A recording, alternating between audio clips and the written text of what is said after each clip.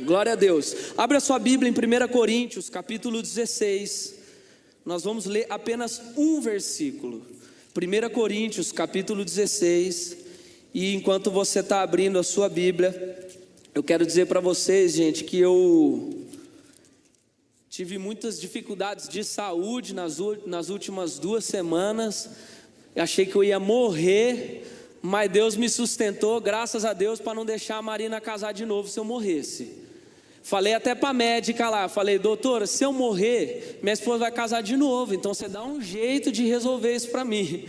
Aí, fiquei preocupado, que isso, vai casar com... Que isso? Aí não dá, né?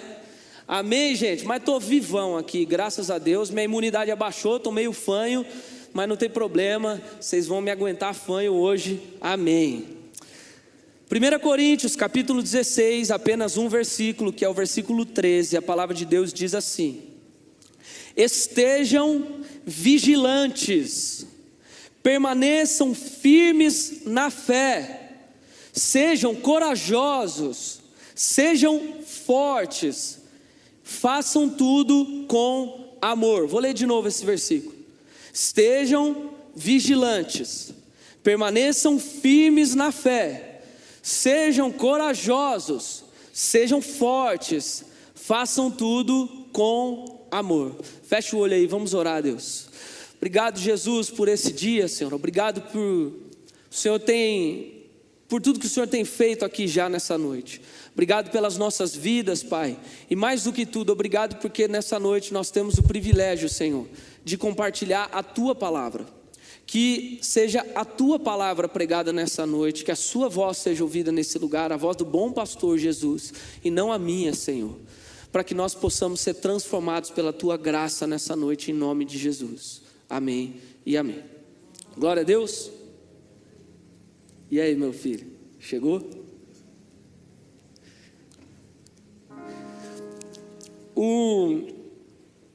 Esse texto que a gente leu, ele está lá no último capítulo da carta de Paulo aos Coríntios, último capítulo. E se você tem na sua Bíblia aqueles subtítulos, você vai ver que esse versículo ele está dentro de um subtítulo que significa instruções finais de Paulo. Significa que Paulo tinha escrito um monte de coisa para os coríntios, tinha dado um monte de dicas, mas aqui são as instruções finais de Paulo, são conselhos que Paulo quer que fique guardado por último no coração da galera que morava na cidade de Corinto. E é por isso que ele, nessa consideração final, ele dá alguns conselhos. Ele fala: estejam vigilantes, permaneçam firmes na fé, sejam corajosos, sejam fortes e façam tudo com amor. E não sei se você reparou, mas todas essas coisas que nós falamos, ser vigilante, permanecer firme, ser corajoso, ser forte, são coisas que somos nós que temos que fazer. São coisas que você é o único e exclusivo responsável para fazer.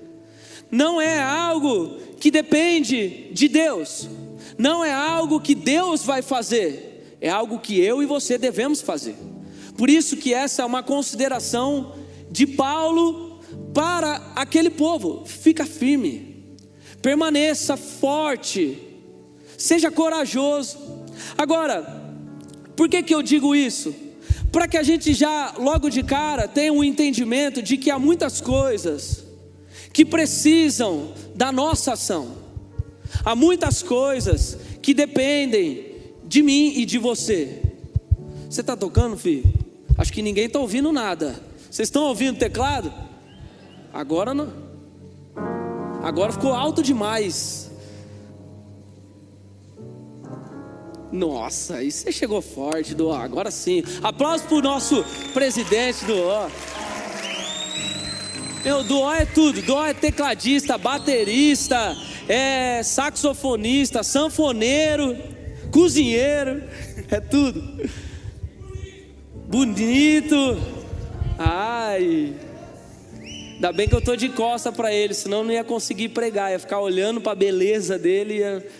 Mas gente, olha só, voltando aqui, Sabe por que eu disse isso? É porque a gente sempre cria expectativa em cima daquilo que Deus pode fazer por nós. A gente sempre cria expectativa de que Deus faça algo por nós. Você quer ver uma coisa? A gente mesmo orou aqui agora pelas pessoas que vão prestar o vestibular. Agora, nós sabemos que quem vai prestar o vestibular são vocês. Quem vai lá fazer a prova, quem tem a responsabilidade de estudar, se preparar, são vocês. A gente pede para que Deus ajude, Deus tire o nervosismo, Deus traga à memória aquilo que você estudou, mas não tem jeito. Mas a gente sempre cria, a gente pede para Deus abrir portas para nós, pede para Deus cuidar da nossa vida, pede para Deus ajudar nas provas, como eu falei, pede, ou às vezes coisas maiores, coisas que tem a ver não com a nossa realidade específica, mas por exemplo, quantos aqui oraram pela guerra que está acontecendo lá em Israel? Um monte de gente orou. Por quê? Porque a gente pede, Deus, intervém, faz alguma coisa. A gente quer que Deus resolva, essa é a verdade. Permite então uma catástrofe. Alguém já perguntou isso para você?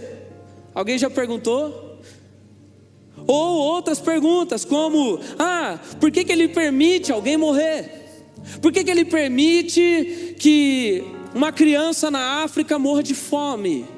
Por que Ele permite um cara armado entrar numa escola e matar um monte de gente? São questionamentos que vão surgindo, mas olha só o que Gálatas no capítulo 7, no capítulo 6 diz: não se deixem enganar. Paulo já está dizendo claro, não se engane com uma coisa, de Deus não se zomba. Sabe o que ele está querendo dizer? Cara, não seja um manézão, não seja burro. Não dá para brincar com Deus. Olha só o que ele fala: pois o que o homem semear, isto também colherá. Quem vive apenas para satisfazer a sua natureza humana, colherá dessa natureza ruína e morte. Ou seja, o que Paulo está dizendo? Tudo aquilo que você faz, tudo aquilo que você planta, você colhe. Não adianta você plantar feijão e querer colher arroz. Não adianta plantar arroz e querer colher feijão, porque não é assim que as coisas funcionam. E com o passar dos anos, a gente vai vendo de que a humanidade, e eu e você estamos incluídos nessa humanidade, mas historicamente falando, a humanidade tem feito questão de pegar Deus e tirar para fora da nossa realidade, tirar Deus para fora das nossas vidas, tirar Deus para fora daquilo que é importante para nós. E aí quando as coisas começam a acontecer, a gente não entende onde Deus está. O que nós estamos plantando é um Deus distante, e queremos colher no momento da dificuldade um Deus que é próximo. Mas a Bíblia é clara em dizer: aquilo que nós plantamos, é isso que nós vamos colher. Então, eu lembro, só para concluir, esse exemplo que eu estou dando foi uma resposta maravilhosa da filha de Billy Graham, quando aconteceu a catástrofe de 11 de setembro, e logo em seguida entrou um cara numa escola lá nos Estados Unidos e matou um monte de crianças. E aí numa entrevista, perguntaram para ela, onde Deus está?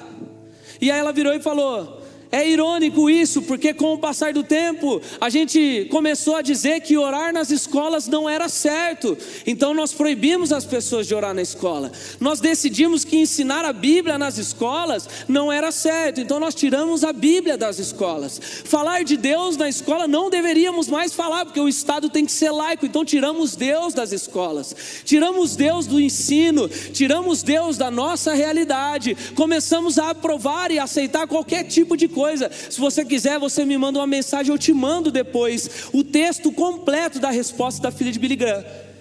E aí ela diz o seguinte: é claro, primeiro nós decidimos pedir para Deus gentilmente: Deus, se retire das nossas escolas.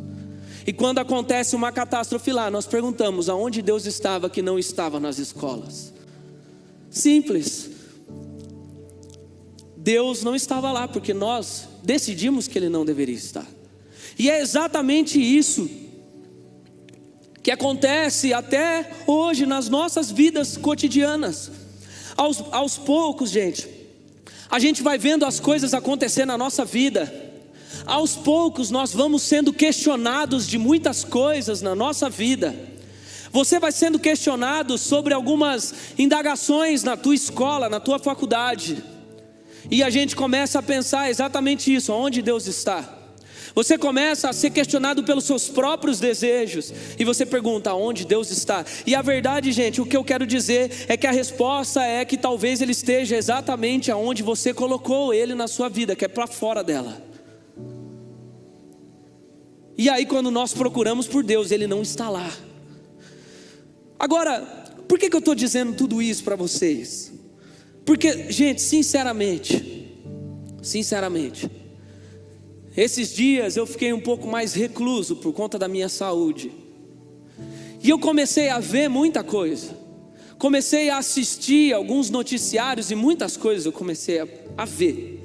E, gente, eu vou ser sincero com vocês. Eu fiquei assustado com a realidade do mundo e da sociedade em que a gente vive. Eu fiquei assustado. O nosso país, por exemplo, o Brasil, lá fora é um país conhecido como um país alegre, um país carinhoso, um país que abraça, um país que recebe as pessoas. E agora, quando eu olho para a realidade do nosso país, gente, eu começo a ver que tem grupos se organizando para apoiar o Hamas, que é um grupo terrorista, que está em guerra, arrancando cabeça de criança, estuprando mulheres a céu aberto na rua. Gente, não tem a ver aqui com disputa de terra, não quero saber de geopolítica, não é isso que eu estou falando. Eu estou falando que não é normal um grupo pegar um bebezinho, cortar a cabeça dele fora, filmar e postar no YouTube. Mas tem gente no Brasil fazendo passeata em apoio a esses caras, dizendo: nós somos 100% Hamas. Você tem noção do que é isso? Nós estamos 1000% com o Hamas. Essa é a frase que eu anotei aqui. A ONU foi lá na guerra tentar ajudar a consertar as coisas, fazer um tratado de paz. Os caras meteram bala nos caras da ONU. Essa semana, quinta-feira. Aí, gente, eu comecei a ver algumas outras coisas, como outras manifestações que vão acontecendo aqui no nosso país. Eu estou falando da nossa realidade com relação a qualquer coisa. E, gente, vou ser sincero aqui, eu estou falando de coisas, entre aspas, delicadas, falando de manifestações que pessoas estão fazendo, mulheres estão queimando sutiã, fazendo qualquer coisa. E eu não estou nem aí se eu vou ser cancelado por isso. É por isso que o tema da mensagem hoje é posicione-se. Quiser me cancelar, pode cancelar. Mas, gente, entenda que as pessoas, e talvez você, está sendo cada vez mais manipulado para achar que qualquer tipo de coisa é normal, que qualquer tipo de coisa é saudável. Tem gente querendo falar para vocês que qualquer coisa que te faz bem é tudo bem, está saudável, vale. É isso que estão falando por aí. Estão querendo dizer para você, menino de 12, 13 anos, menina de 12, 13 anos, estão querendo dizer para vocês que você já tem que fazer sexo agora. Só que aí depois, quando tiver lá 10, 20 anos para frente, vai estar sentado num gabinete pastoral, num consultório de psicóloga, chorando as mágoas que foram criadas por causa de relacionamentos sexuais precoces. O que eu quero dizer, gente, e escuta, eu não estou falando de manipulação de partido político, não estou falando de manipulação de professor, não é isso não. Eu estou falando que isso aqui, gente, é obra do diabo. Tem muita gente sendo manipulada pelo diabo. Porque se você acha que o diabo vai vir aqui e vai aparecer com 2 chifrão, bicho feio, estranhão, você está muito enganado.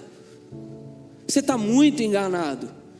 Ele vai aparecer disfarçado de coisas boas que te atraem, coisas que fazem sentido, coisas que você vai falar: nossa, eu nunca tinha parado para pensar nisso.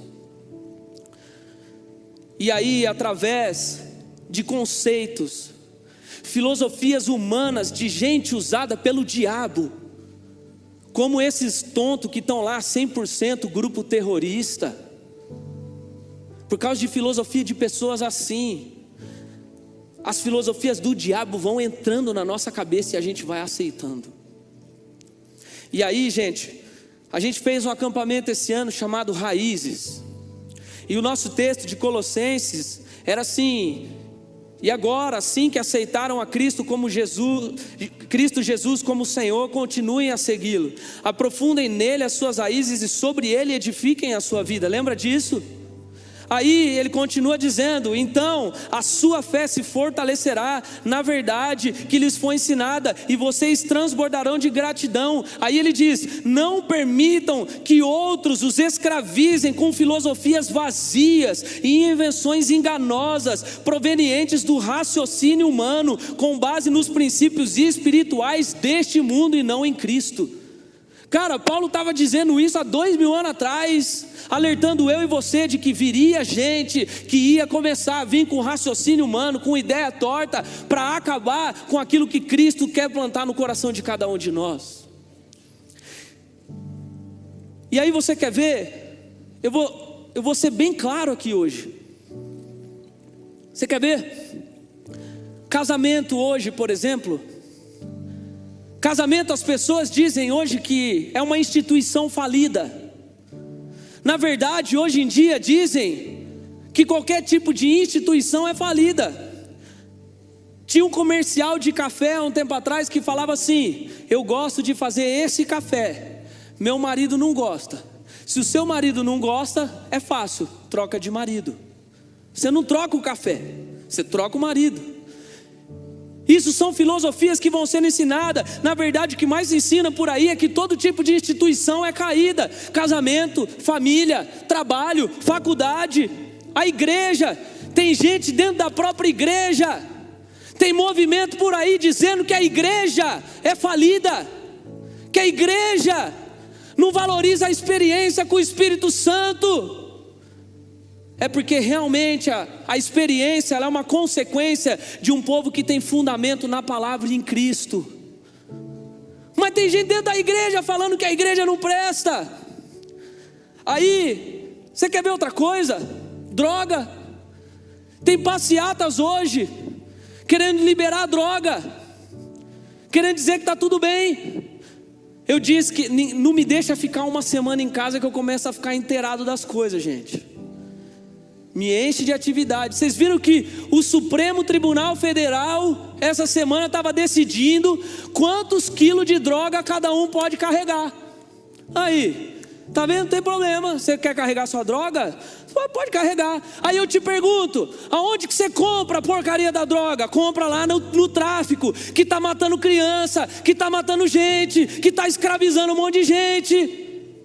Você acha que o tonto que carrega a sua própria maconha não está financiando esse tipo de coisa? Sabe por que tem gente fazendo passeata? Porque acha que nunca perdeu um familiar morto por causa de droga. Aí vem os maconheiros dizer para mim: ah, pastor, mas é medicinal. Eu nunca vi ninguém enrolando um dipirona na seda para fumar com dor de cabeça. Gente, vocês querem enganar quem? Vocês não, graças a Deus. Aí você quer ver um outro assunto polêmico? Hoje eu estou polêmico. Bebida alcoólica.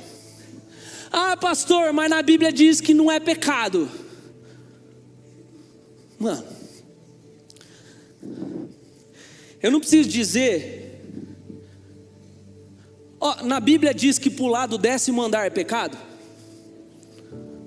Quando você cair lá embaixo, você acha que você vai sobreviver para contar a história? Mas não é pecado. Gente, o que eu quero dizer, lembra daquele salmo? O Levi gosta desse salmo, que diz o seguinte: não seja como um cavalo ou uma mula, que tem que pôr rédea para conseguir entender as coisas. Gente, presta atenção numa coisa. Bebida alcoólica, você vai falar: ai, não é pecado, não sei o que, tal. Mas é uma droga que está liberada. Tem gente que está morrendo, bebendo. Tem gente que bebe, sai andando com o carro, mata a gente inocente. Tem gente que bebe, perde o controle, bate na mulher, fica agressivo, faz um monte de atrocidade. Aí sabe o que acontece? Você vai falar: ai, mas pastor, eu não concordo. Eu não concordo, meu pai toma um vinho à noite. Então tá bom. Você que é o controladão, que sabe tomar uma taça de vinho, os refinados aqui só estou falando. Nem vou falar dos cervejeiros aqui, porque pelo amor de Deus. Aí você que é o controladão está tomando a taça de vinho, porque você é o espiritual. Você tem o controle e o domínio sobre os seus próprios desejos. Aí sabe o que vai acontecer? Quando o irmãozinho que não tem controle, você toma uma cerveja, o cara toma 10, aí ele vai lá, bate na mulher, pega o carro, bate o carro, morre, vai para o inferno. Eu vou lembrar isso aí quando Deus colocar na tua conta que foi um péssimo testemunho na vida desse cara. Presta atenção numa coisa. Bebida alcoólica não faz sentido para nós. E está todo mundo achando aí que está tudo bem. Vai lá perguntar para um filho de um alcoólatra o que ele acha. Vou dar o último exemplo, prometo. Pornografia. Tem um monte de médico idiota por aí, psicólogo, eu falo mesmo, é tudo idiota. Vou escandalizar? Tá bom. Hoje eu vou ser cancelado, já estou sentindo já. Mas tem um monte de médico idiota, psicólogo, dizendo que você tem que conhecer seu próprio corpo. Só que presta atenção numa coisa: a pornografia destrói a mente de um ser humano. Destrói. Cria pessoas problemáticas. Cria pessoas com doença mental. Cria gente que começa a se tornar psicopata e não sabe por quê. Porque começa a perder o valor das coisas. O vício da pornografia se compara a um vício de cocaína, porque libera e te faz dependente de algo, uma substância química no teu cérebro. E presta atenção, todas as vezes que você acessa um site pornográfico, tem um demônio olhando para sua cara e rindo de você. Mas tem uns tontos por aí dizendo para vocês que não, você precisa conhecer seu corpo.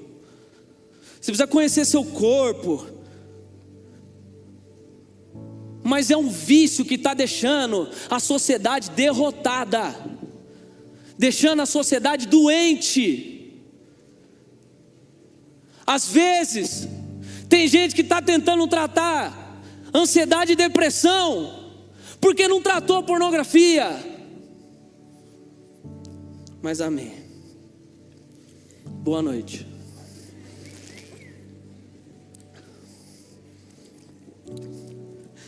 Mas eu usei esses exemplos só para você entender que são coisas que são importantes, são coisas que são diabólicas, são coisas que são ruins para você, para a sua vida, para a sua família, para o teu país, para a sua sociedade, para as pessoas.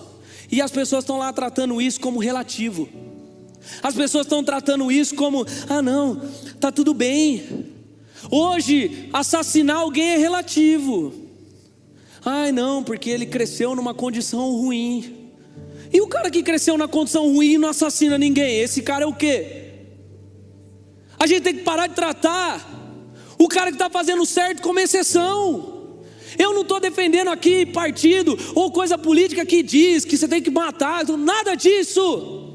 O que eu estou querendo dizer é que estão dizendo que hoje tudo é relativo, traição é relativo, pornografia é relativo, tudo é relativo, depende de um monte de fatores. Tem gente hoje aplaudindo as loucuras que a humanidade está fazendo, tem gente aplaudindo, gente que está dizendo: ai, eu sou não binário.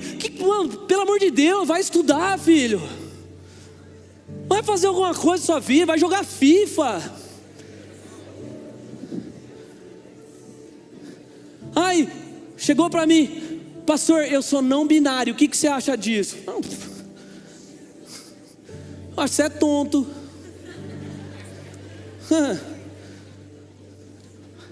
Cancelei, agora cancelei. Mas gente, presta atenção numa coisa: O mundo, as pessoas que não são usadas por Deus, estão sendo usadas pelo diabo para falar para vocês, olhe para você, para falar para você que isso tudo é relativo, que isso tudo é bonito, que isso tudo está certo. Ai pastor, mas você está pregando para adolescentes, eles não são muito novos para ouvir esse tipo de coisa. Na escola vocês ouvem pior do que isso, no YouTube vocês ouvem pior do que isso, no TikTok vocês se alimentam de coisas piores do que isso. Agora a pergunta que eu faço é: como é que a gente muda isso? Como é que a gente pode mudar essa imagem? E sabe por que eu dei tantos exemplos assim? Porque eu tenho certeza que quando a gente fala mais ou menos, tem gente que fica pensando assim: ai, mas será? Será que o mundo está tão assim mesmo? Gente, presta atenção ao redor de você, o mundo está zoado. Tem gente matando por causa de briga no trânsito, está zoado o mundo. E sabe quem é que pode mudar isso tudo? Sabe? É claro que é Jesus. Mas você sabe através de quem que é? É através da igreja. É através da igreja. Repete comigo: igreja. Não tem ninguém, gente, não tem nenhuma instituição que pode trazer os conceitos saudáveis que a palavra de Deus nos ensina, que não seja igreja. Ou você acha que o governo vai fazer isso, ou você acha que os partidos políticos que têm essa responsabilidade. Você está querendo que gente que não serve a nada, não serve a Deus, cumpra o papel que é um papel da igreja cumprir. Eu não estou dizendo aqui de uma igreja que se posiciona politicamente, de uma igreja que vai para a rua para brigar, mas é uma igreja que traz de volta os seus princípios, vive, crê naquilo e ensina com amor, que é o texto de Paulo que nós falamos. Ensina com amor aquilo que nós cremos. Eu não estou falando que você tem que sair brigando, postando no seu Instagram: eu sou contra o aborto, eu não quero criar militante aqui dentro, gente, porque militante não serve para nada, e militante já tem demais no mundo. Eu estou querendo criar cristãos aqui dentro, gente que paga o preço. Sabe por quê? Porque a igreja, gente, foi levantada para ser a imagem de Jesus nessa terra. A igreja foi levantada para ser a imagem de Jesus na sociedade. Lá no jardim do Éden, Deus fez o homem para se relacionar com Ele. O pecado veio, atrapalhou tudo isso. Deus vem e manda o próprio Filho, Ele reconstrói essa ponte de relacionamento.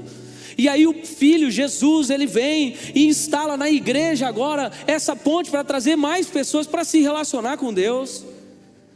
Agora, a igreja foi incumbida para fazer isso na terra, desde que haja por parte das pessoas que fazem parte da igreja posicionamento. É por isso que o tema da mensagem hoje é posicione-se. E deixa eu falar uma coisa para você. Muitas das ideias erradas que eu disse aqui estão sendo plantadas lá nas escolas, estão sendo faladas lá onde vocês estudam. Tem professor chato, a gente tem que respeitar os professores, mas tem professor chato que em vez de ir lá ensinar a matéria, fica 1 hora discursando sobre o que ele acha das coisas.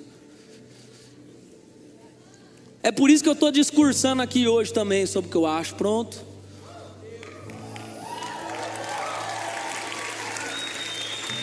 Mas pega mais para mim, por favor. Mas deixa eu falar uma coisa. Sabe por que eu estou falando isso?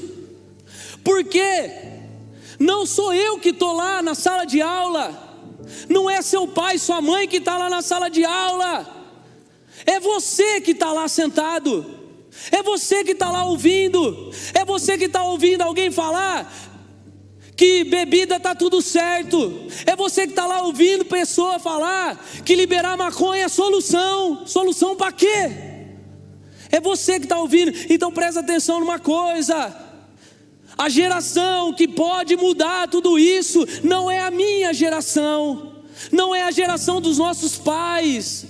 A geração que pode mudar isso é a geração que está inserida no ambiente onde eles estão tentando acabar com a sociedade. E essa geração é a geração de vocês. Você é responsável. Eu posso vir aqui e falar tudo que eu quiser, mas é você que está lá na sala de aula, é você que está sentado numa faculdade. Presta atenção, adolescente não é criancinha. Adolescente já tem ideia das coisas. E presta atenção, tem gente falando que vocês são a igreja de amanhã. Vocês não são a igreja de amanhã, vocês são a igreja de hoje, porque eles estão tentando destruir quem vocês são, para vocês não serem igreja amanhã. Então vocês são a igreja de hoje. Entenda a responsabilidade que você já tem e se posicione. Agora, o que eu quero dizer é que o papo, mano, é com você. Não é com seu pai, com sua mãe. Não é comigo. O papo é com você. Para finalizar, eu tinha 3 pontos aqui. Eu vou falar um só, prometo. Porque hoje tem comunhão.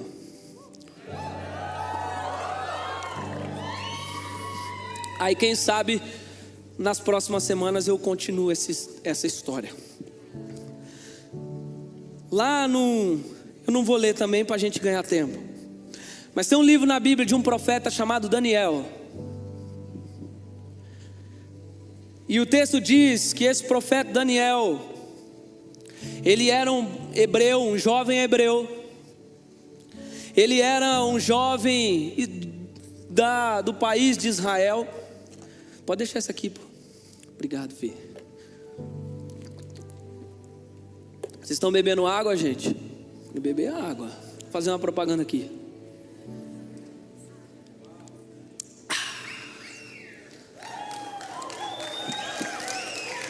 Muito melhor que Coca-Cola. Ah, exagerou, vai, para. Gente, olha só. Daniel era um jovem de Israel. E ele andava com mais 3 camaradas. E aí rolou uma parada que foi o seguinte. Está lá no primeiro capítulo do livro de Daniel. Um povo, um império chamado Império da Babilônia, foi lá e derrotou o povo de Israel. E a Bíblia deixa clara para nós de que quem ajudou o povo da Babilônia a derrotar o povo de Israel foi Deus. Sabe por que Deus permitiu que a Babilônia derrotasse Israel? E isso explica muita coisa para a gente aqui em cima do texto que a gente está falando. Já vou deixar aqui para vocês um negócio. Porque Deus prefere que a gente seja escravo numa terra pagã do que viva como pagão numa terra santa. E Deus sabia que o povo dele estava vivendo como pagão. Deus sabia que o povo dele estava vivendo tudo errado, exatamente como muitos de nós nos dias de hoje. E aí você não entende por que tem um monte de coisa ruim acontecendo na sua vida. Mas voltando para o texto, ali diz que o rei da Babilônia, chamado Nabucodonosor, e só para você entender, a Babilônia era zoada, gente. Era sexo com quem você quiser, com tudo, com qualquer coisa que você quiser, droga, loucura total. Por isso que os regueiros maconheiros hoje falam, Babilônia. Porque Babilônia é sinônimo de uma vida louca. E aí, olha só o que aconteceu. Pegaram esses 4 jovens, receberam nomes babilônicos. Você deve conhecer os outros 3 pelos nomes babilônios dele, que é Sadraque, Mesaque e Abidnego, junto com Daniel. Pegaram esses 4 E aí falaram o seguinte, o rei falou o seguinte: pega 4 caras, pega uns caras bons, pega os melhor que tem, os israelenses melhor que tem, traz eles para dentro do palácio, começa a dar comida para eles, começa a ensinar literatura, começa a ensinar a nossa cultura para eles, começa a deformar a cabeça deles, começa a fazer eles pensarem como a gente, começa a fazer eles serem praticamente babilônios. E aí havia um ponto muito importante aqui, sabe qual é? Que para o povo de Israel, e ele era de Israel, eles não podiam comer qualquer tipo de comida, estava na lei de Deus, eles tinham que obedecer. E aí, quando eles falam, vocês vão ter que comer, sabe o que aconteceu? Daniel fez um acordo com um cara lá, falou: olha, faz um teste com a gente não vai comer, porque a gente não quer se contaminar com a comida. Claro que eles não falaram isso para o Nabucodonosor, mas tudo bem. Mas eles pensaram: nós não vamos se contaminar com a comida, nós não vamos se contaminar com a cultura que está sendo imposta para nós. O que nós vamos fazer? 10 dias para a gente vai comer só os legumezinhos, e os outros vão comer normal. Daqui 10 dias você vê quem que está melhor. Sabe o que chama isso? Posicionamento. Os caras toparam. Sabe o que aconteceu depois de 10 dias? Depois de 10 dias, os 4 estavam voando, e os outros estavam tudo fraco. Sabe por quê? Porque a Bíblia diz que Deus concedeu a Daniel e os seus 3 amigos força e uma capacidade além do normal, muito superior aos outros. Quando o rei comparou eles com os outros, os caras estavam zoados, mas eles estavam firmes. Os caras estavam bom pra caramba. E mais do que isso, Deus ainda colocou em Daniel a capacidade de interpretar sonhos. Sabe por quê? Porque Deus ia usar isso para transformar aquele lugar. E por que eu estou dizendo tudo isso? Quando você pega a continuidade do livro de Daniel, você vai ver que eles vão se posicionando constantemente. Sadraque, Mesaque e Abidnego se posicionaram, foram jogados numa fornalha e não morreram. Daniel se posicionou de novo, foi jogado numa cova cheia de leão e não foi comido por leão. Tudo isso começou pelo posicionamento. E a pergunta que eu te faço é: no que você é diferente de Daniel? Porque, presta atenção numa coisa, a história é muito parecida. A história é muito parecida. A Babilônia é um lugar zoado, cheio de conceito errado, cheio de coisa errada. Você pode ser o que você quiser, menine, pode se drogar, pode casar com uma árvore, faz o que você quiser. O importante é você ser feliz. A não ser que você seja muito desconectado do mundo que você vive, é exatamente isso que estão falando hoje, igualzinho. O importante é você ser feliz. Aí, sabe o que fizeram? Pegaram os jovens, começaram a querer doutrinar eles, colocar os conceitos da Babilônia na cabeça deles. Dizer: não tem problema isso, tal. Exatamente como se faz hoje com a gente. Aquelas perguntinhas: mas Deus não é um Deus de amor? Mas isso, sabe o que é isso? Tentando colocar conceito errado na sua cabeça. Exatamente como estava acontecendo.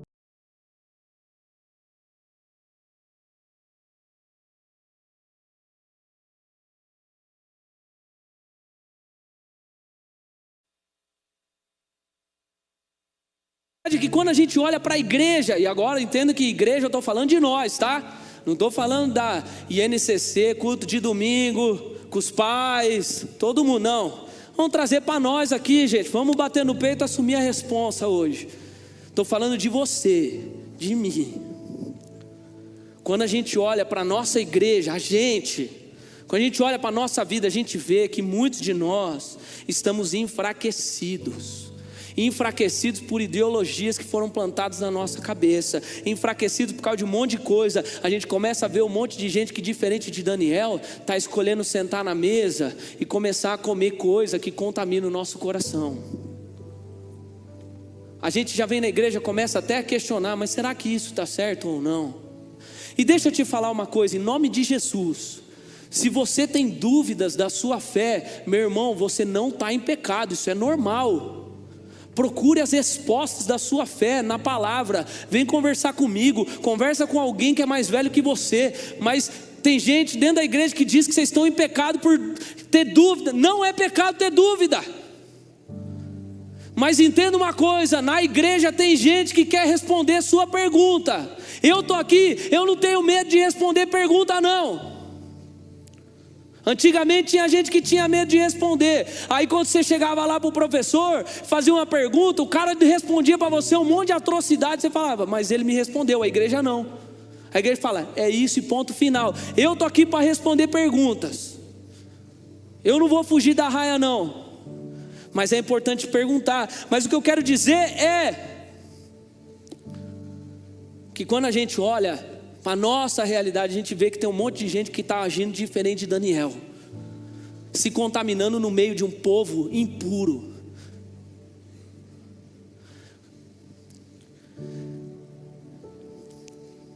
Gente que está conformada com as coisas que estão acontecendo. Gente que não acha nada estranho um ser humano falar que vai casar com uma árvore. Gente que acha mais estranho alguém abandonar um cachorro do que um filho matar um pai. Não estou querendo dizer que o cachorro não tem valor. Mas gente, o que eu quero dizer é que quando a gente olha para a nossa realidade, a gente vê um monte de jovens sem cultura, um monte de jovem sem conhecimento da palavra, um monte de jovem que está indo para a escola, para a faculdade, está vindo um endemoniado apontar o dedo na sua cara, dizer, eu não acredito no que você vive, então me explica. E você fica, pastor, eu não sabia o que falar, velho. Então presta atenção, o único ponto que eu vou dizer é uma coisa aqui.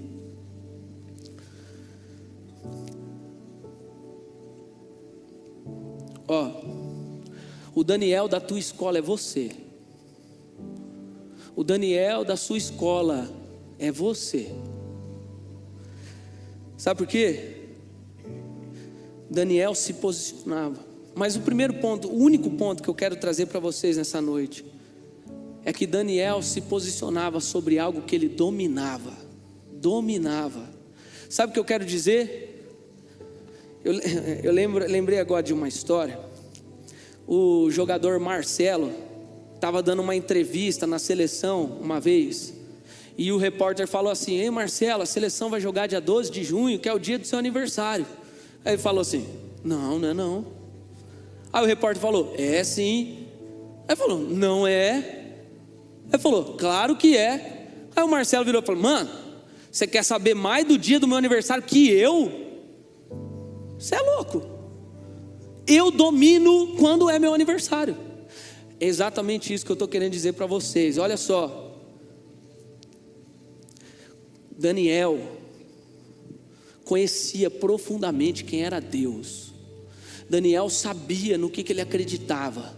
Daniel sabia o Deus que ele servia, e é por causa disso que ele se posicionava, é por causa disso que ele conseguia se posicionar diante da cultura errada que era colocada sobre ele. E aí, gente, deixa eu falar uma coisa, hoje não vai ser diferente, você vai ser confrontado, vão questionar a sua fé, e se ainda não aconteceu com você, vai acontecer ainda, vão questionar a sua fé, vão questionar seu Deus, e você está aí, você não é uma autoridade, você não domina nada daquilo que você crê.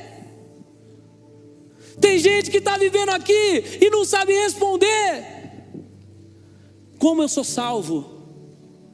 Gente, presta atenção numa coisa, eu não estou falando com criança. Criança já foi, vocês já foram criança, agora estou falando com gente grande.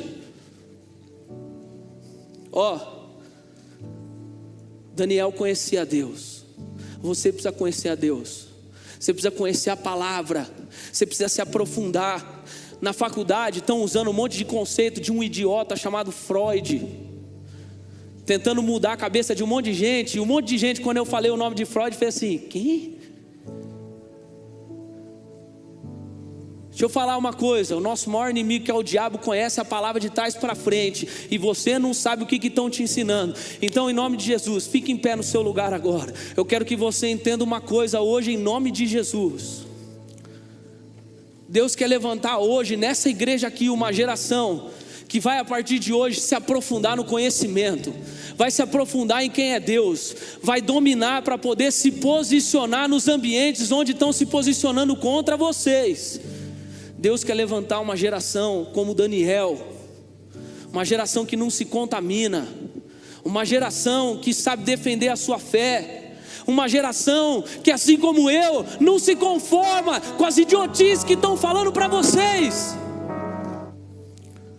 E uma geração, só presta atenção numa coisa, lá no capítulo 6, Daniel foi jogado na cova dos leões porque se posicionou, sofreu retaliação. Nos dias de hoje ele foi cancelado, cheio de hater, perdeu 12 mil seguidores. Sabe de uma coisa? Algo surpreendente aconteceu. Sabe o que foi? Não foi os leões não terem comido ele, porque isso não nos surpreende, porque a gente sabe que Deus pode fazer. Mas sabe o que foi surpreendente?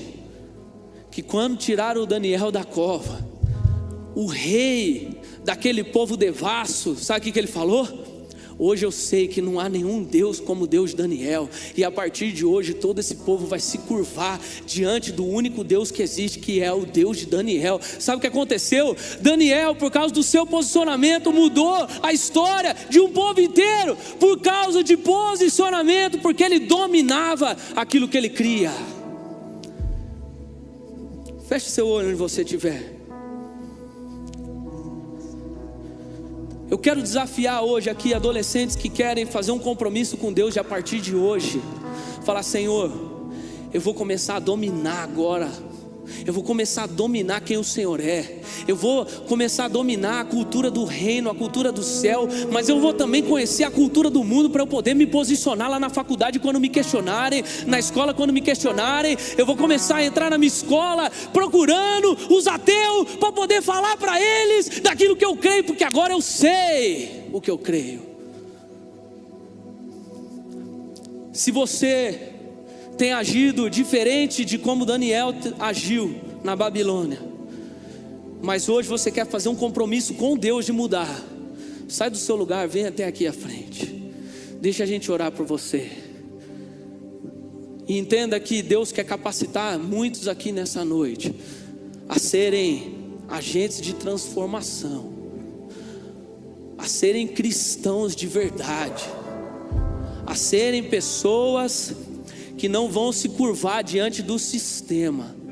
Eu não estou falando de militante não estou falando de bolsonarista aqui não estou falando de petista aqui não, eu estou falando de cristão.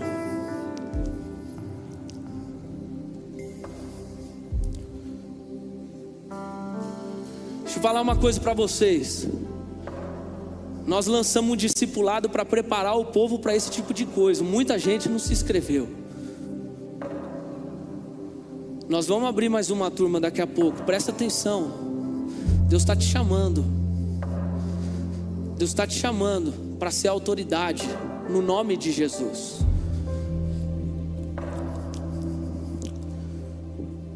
Eu vou começar a orar aqui, mas se você ainda quiser fazer um compromisso com Deus, sai do seu lugar, vem aqui. Não perde tempo não. E essa oração, gente, não é confissão de pecado, não é nada disso não. É você mostrando para Deus: Senhor, é comigo, eu vou assumir a responsa a partir de hoje. Vamos orar. Senhor, em nome de Jesus, Pai, eu oro por cada menino, cada menina, cada adolescente, cada jovem aqui diante do Teu altar e nessa igreja, Senhor. Eu oro, Senhor, por pessoas que têm sido contaminados, e não são só os que estão aqui, mas por todos aqueles que estão sendo contaminados pela cultura do mundo, estão sendo contaminados por uma cultura que está tentando escravizar eles na vida sexual, estão tentando escravizar eles com ideologias erradas, estão tentando levar eles para o caminho de morte. Senhor, em nome de Jesus, eu oro por todos esses, Pai, que tem sofrido, Senhor Jesus, tem sofrido nas suas escolas, nas suas faculdades, às vezes até dentro de casa, por causa de confronto que o inimigo tem colocado, mas Senhor, em nome de Jesus, olha para cada coração aqui diante do teu altar nessa noite, Pai, e começa a enxergar neles, Pai, o mesmo coração disposto de Daniel, que viveu no meio do palácio do rei, que viveu no meio da cultura caída, mas decidiu não se contaminar, e além de não se contaminar, se posicionou, Senhor, e sendo posicionado, mudou o ambiente onde ele estava. Em nome de Jesus, derrama sobre cada um capacidade, Senhor, entendimento, Senhor, e faz hoje com cada um, Senhor, um compromisso, Espírito Santo, de os encher de conhecimento da Tua palavra, de fundamento do Senhor, de santidade, Senhor, e mais do que tudo isso, assim como o Senhor encheu a vida de Daniel com Teu Espírito Santo, dando poder para ele, que o Senhor os encha de poder e autoridade do Teu Espírito Santo, para serem como Daniel nos lugares.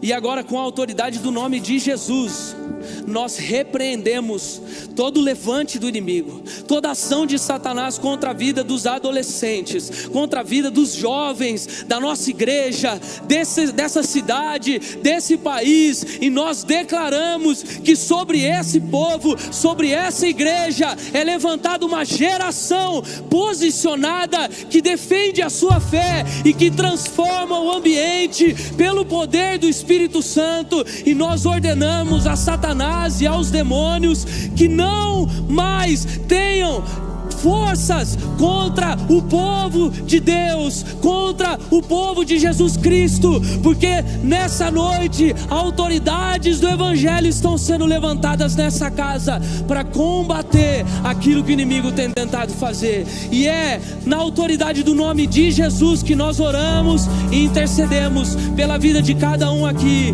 em nome de Jesus, em nome de Jesus.